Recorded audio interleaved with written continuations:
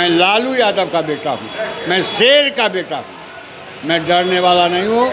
प्रधानमंत्री जितना तुम धमका लो, जनता में हमारी आस्था है, इसलिए तुम्हारे धमकाने का कोई असर इस चुनाव में नहीं पड़ेगा।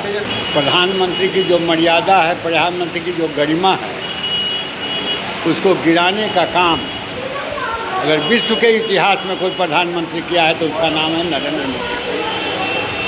वोट के समय किसी को धमकाया नहीं जाता है। यह पहला अवसर है इतिहास का कि जो पॉपुलर दो मुख्यमंत्री, चाहे दिल्ली का केजरीवाल हो, चाहे झारखंड के हेमंत सोरेन हो, उसको जेल में बंद कर दिया। जनता का समर्थन ही किसी नेता के लिए सबसे बड़ा बल है। वह बल पिस्तौल, एटम बम से बड़ा बल है। बिहार की जनता ने तेजस्वी प्रसाद यादव को अगला मुख्यमंत्री के रूप में देखने का मन बना लिया है। पाटलिपुत्रा लोकसभा को लेकर के खूब ज़्यादा सवाल जवाब हो रहा है। कह रहा है लोग कि पाटलिपुत्रा से आखिर में कौन जीतेगा। एक तरफ में देखा जाए तो लालू प्रसाद यादव की बेटी मीसा भारती, और दूसरे तरफ में कहा जा रहा है जो राजद के एक समय में कद्दावर नेता थे, एक समय में राजद के लिए अपना जान देते थे, रामकृपाल यादव, वो लगातार 2 बार से जीत रहे हैं। तीसरा बार भी लोग कह रहा है कि वो बाजी मारेंगे या नहीं मारेंगे। इसी पर सवाल होगा। हमारे साथ में विधान परिषद रामचंद्र पूर्वे साहब हैं, इनसे जानते हैं कि आखिर में क्या, क्योंकि इन्हीं के जो आवास है उसको कार्यालय बनाया गया है, वहाँ पे भी सारा चीज़ चल रहा है कि कैसे कैसे कोऑर्डिनेट किया जाएगा, प्रभारी भी बनाया गया। तो सर सवाल ये है कि पाटलिपुत्रा में जिस तरीके से रामकृपाल यादव को लेकर के कह रहा है लोग कि 2 बार तो जीत गए, 40-40 हज़ार का मार्जिन है, तीसरा बार कह रहे लोग कि दोनों जोड़ लिया जाए 80,000 का मार्जिन होगा, क्योंकि मोदी जी आकर के पटना में वोट मांगे हैं। देखिए, मेरा सौभाग्य है कि डॉक्टर मीसा भारती के चुनाव प्रचार में कार्यकर्ता के रूप में मुझे शिरकत करने का मौका मिला है। और अभी यहाँ के जो 6 विधानसभा क्षेत्र है, क्योंकि मैं बहुत दिनों तक राष्ट्रीय जनता दल का प्रदेश अध्यक्ष रहा और राष्ट्रीय अध्यक्ष श्री लालू प्रसाद यादव जी के परिवार से मेरा भावात्मक और आगात्मक संबंध रहा है, इसलिए कंस्टिट्यूंसी, पूरे पार्लियामेंट्री कंस्टिट्यूंसी के लोगों से मेरा संबंध है। दुर्भाग्य से मेरी बातें हुई है, आवास पर लोग पहुंचते हैं। इस बार मीसा भारती जी के प्रति लोगों में सहानुभूति है और इस बार सभी लोगों ने मन बना लिया है कि डॉक्टर मीसा भारती जो हमारी बहन है, लालू प्रसाद यादव की बेटी है, उनको हम निश्चित रूप से जिताएंगे। एक कैंडिडेट का मामला है। दूसरा, पहले जो 2 चुनाव, माने पहले जो लहर था तथाकथित मोदी लहर, इस बार कहीं भी मोदी लहर नहीं है। अगर लहर है नौजवानों में, लहर है गांव के लोगों में, तो वह है तेजस्वी लहर। सभी जैसे ही तेजस्वी प्रसाद मंच पर आते हैं तो स्वस्फुट नारा लगता है, रोजगार का मतलब तेजस्वी यादव, रोजगार का मतलब तेजस्वी यादव।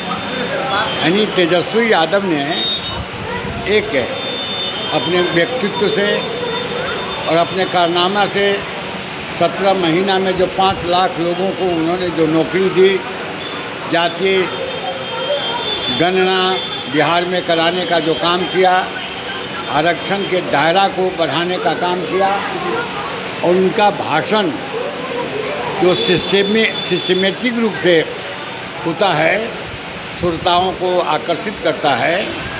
इसलिए इस चुनाव में हमको तो लगता है कि बिहार के 40 सीट पर आपको इंडिया गठबंधन की जीत होगी।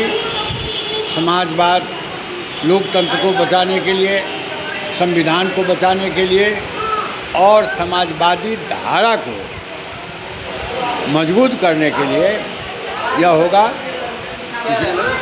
कि पहले मोदी लहर था, मान लेते हैं, लेकिन अब के समय में राम मंदिर जो बन गया, राम मंदिर के नाम पर वोट मांगा जा रहा है। और दूसरे तरफ में कल परसों काराकाट में प्रधानमंत्री नरेंद्र मोदी बोल दिए हैं कि जितना ज़्यादा सीट, जैसे तेजस्वी जी खुद बोल रहे हैं कि जितना ज़्यादा सीट हमको आ रहा है उतना ज़्यादा उनको दिक्कत हो रहा है। तो 4 तारीख के बाद अगर आपको ज़्यादा सीट आता है तो तेजस्वी जी को जेल भेज दिया जाएगा, ऐसा प्रधानमंत्री खुले तौर पर कह रहे हैं। पंडित जवाहरलाल नेहरू से लेकर के अब तक हमने भी बहुत सारे प्रधानमंत्री को देखा। प्रधानमंत्री की जो मर्यादा है, प्रधानमंत्री की जो गरिमा है, उसको गिराने का काम अगर विश्व के इतिहास में कोई प्रधानमंत्री किया है तो उसका नाम है नरेंद्र मोदी। वोट के समय किसी को धमकाया नहीं जाता है। यह पहला अवसर है इतिहास का कि जो पॉपुलर 2 मुख्यमंत्री, चाहे दिल्ली का केजरीवाल हो, चाहे झारखंड के हेमंत सोरेन हो, उसको जेल में बंद कर दिया। हम तेजस्वी यादव को धन्यवाद देते हैं। और तेजस्वी यादव भाषण में बराबर कहा करते हैं कि मैं लालू यादव का बेटा हूँ, मैं शेर का बेटा हूँ, मैं डरने वाला नहीं हूँ। प्रधानमंत्री जितना तुम धमका लो, जनता में हमारी आस्था है, इसलिए तुम्हारे धमकाने का कोई असर इस चुनाव में नहीं पड़ेगा। तेजस्वी जी कह रहे हैं कि हाथ लगा करके दिखाए, पता चल जाएगा। अब आप लोग मतलब कि एक तरीके से कहा जाए तो जो पहला जो तेल पिलावन रैली हुआ उस तरीके की बातें कर रहे हैं। भाई वह बात नहीं करने थे तेजस्वी। देखिए राजनीति में मतलब कि जनता का समर्थन ही किसी नेता के लिए सबसे बड़ा बल है। वह बल पिस्तौल, एटम बम से बड़ा बल है। बिहार की जनता ने तेजस्वी प्रसाद यादव को अगला मुख्यमंत्री के रूप में देखने का मन बना लिया है। हजारों की भीड़ तपती धूप में तेजस्वी यादव की सभा में है, इसलिए तेजस्वी यादव जनता का जो विश्वास तेजस्वी प्रसाद यादव है उस पर तेजस्वी यादव कहते हैं कि तुम देख लो क्या तुम कर सकते हो। धमकी देते हो, प्राइम मिनिस्टर का जो स्तर है उसको नीचे गिराते हो। धमकी दे करके वोट मांगना लोकतंत्र की मर्यादा के प्रति प्रहार है जो मोदी कर रहा है। इतना बड़ा तानाशाह हम लोगों ने नहीं देखा है अपनी ज़िंदगी में।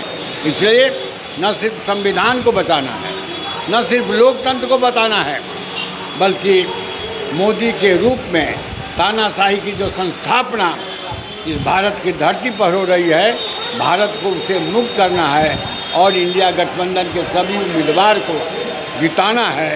और मतलब यहाँ जो है सम्राट चौधरी इंटरव्यू दे रहे थे तो उसमें कह रहे हैं कि हम लोग 40 का 40 सीट जीत रहे हैं, आप लोग भी दूसरी तरफ कह रहे हैं कि 40 का 40 सीट जीत रहे हैं। सवाल यह है कि आज के भी समय में हम लोग भी लगभग बिहार के एक सीट पर जा रहे हैं। वहाँ लोग कह रहा है कि लॉकडाउन के समय में, कोरोना के समय में घर में बैठा करके हमें राशन दिए नरेंद्र मोदी, तो हमारा वोट दलित समाज के लोग खाली कह रहे हैं कि दलित समाज के वोटर कह रहे हैं कि राशन दिया गया तो वो वोट आपको क्यों नहीं मिल रहा है। लेकिन भाई देखिए, राशन देना और लोगों के पुरुषार्थ को जगा करके स्वयं अपने मेहनत के द्वारा राशन पैदा करना, दोनों में अंतर है। ये तेजस्वी यादव, लालू प्रसाद यादव, ये मतलब लोगों के भीतर जो सुषुप्त स्वाभिमान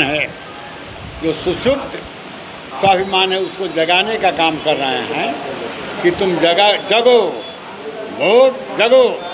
नारा जो लगता है कि भारत माँ के 4 सिपाही, हिंदू मुस्लिम सिख ईसाई, ये हम लोग का है।